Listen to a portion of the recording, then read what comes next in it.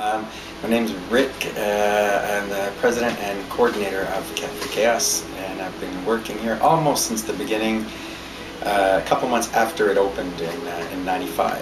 And we originally had a kitchen. I was running the kitchen, and now we're just concert hall and bar, and we're just administration.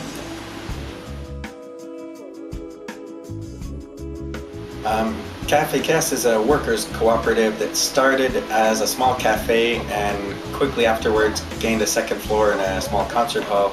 It was founded by 5 individuals who were either student welfare,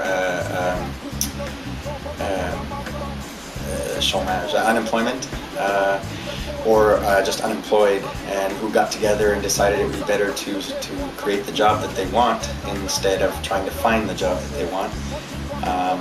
So after about a year of deliberations and trying to find a place, they opened it was the first co-op bar dedicated entirely to underground, and it was pretty much punk in the beginning. And over the years we've varied and gone with the flow a little bit of styles of music, and now we're much more concentrated on as a metal bar. But we still have the concert halls, so we have shows almost every day of the year, and we're probably the bar that has the most local shows in Montreal on a yearly basis.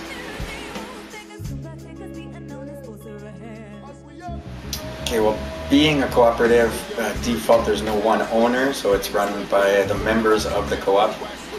To become a member, you start as an employee, and after a certain amount of time you become an auxiliary member, and then after another amount of time, if everything goes well, everyone's happy, you can apply and become a full member.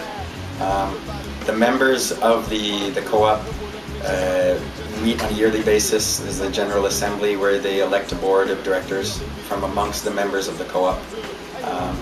We're the legal entity responsible for the co-op. In general, everything is run by committees. It's not consensus, but we try to have consensus, try to have everyone's input, but it's not always possible, and if it comes down to it goes to a vote. But it's rare that we need to vote on something. So normally we can all agree or agree to disagree. We have several sectors, or what we call sectors in French, which is like the floor, the service sector. It's everyone who works at the bar, server, waiter, waitress, security. And then we have the socio-cultural, which are the DJs, the sound techs, and everything that happens in the concert hall. And then there's administration, or with the office, that we call, which is myself as coordinator. I have an assistant in the office and the booker who's there full time. So we have kind of 3 sectors of operation.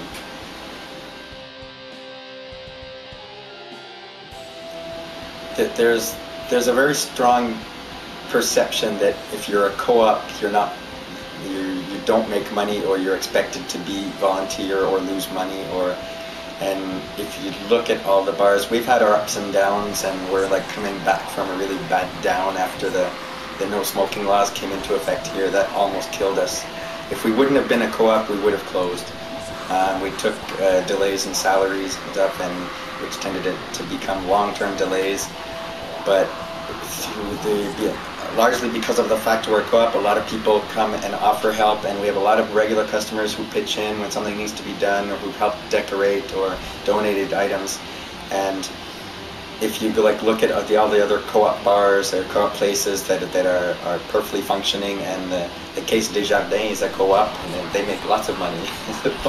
But it's just to get out of your heads that it's not because it's a co-op that you don't make money. Co-ops can be very successful, just as successful as any business, but they have more chance of survival, because if you don't like something or you're not happy, you can just leave. You don't have to close the business. There are always people who come in and can take your place. So I think that's one of the reasons why cooperatives tend to survive much more often in longer periods than private businesses.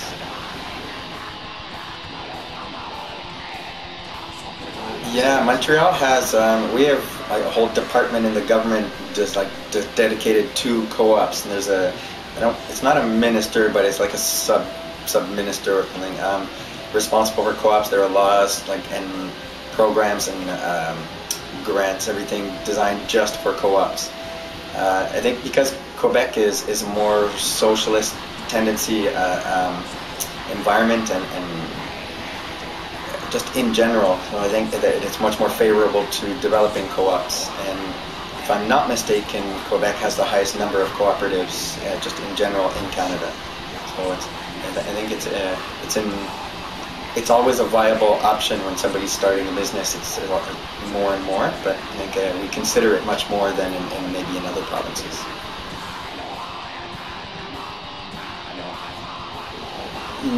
Being able to change clientele. We had a lot of criticism when we were the only punk bar before the Catacombs opened, and when we started drifting away from the punk scene and taking more like metal, and we had some hip-hop shows, and we had a lot of criticism about that. But people have to realize as well that times change, and the youth changes, tendencies change, and metal is much more popular now than it was. Punk is not as popular as it was 10, 15 years ago.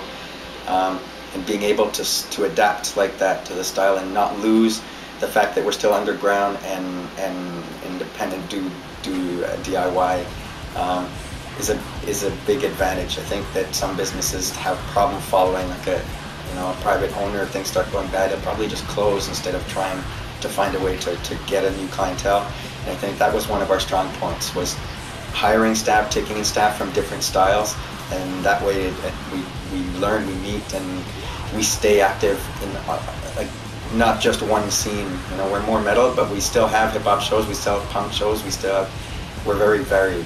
So, we're Montreal's only pirate bar, and we in the last year and a half we adopted a pirate theme, and that's brought in more customers, and people dress up sometimes, and we dress up in full pirate gear when we work. So it's more of a fun atmosphere, and I think that also helped to make people laugh when they come in and see a pirate behind the bar. It's, not used to that. Yeah, I just wanted to remind everybody that being a co-op and part of our principles and not belief, but principles that we adhere to is supporting local initiatives. We have only microbrewery beers. We have organic fair trade coffees and teas and organic wines. We try not to buy anything that's commercial or large scale or imported, or we try to stay local.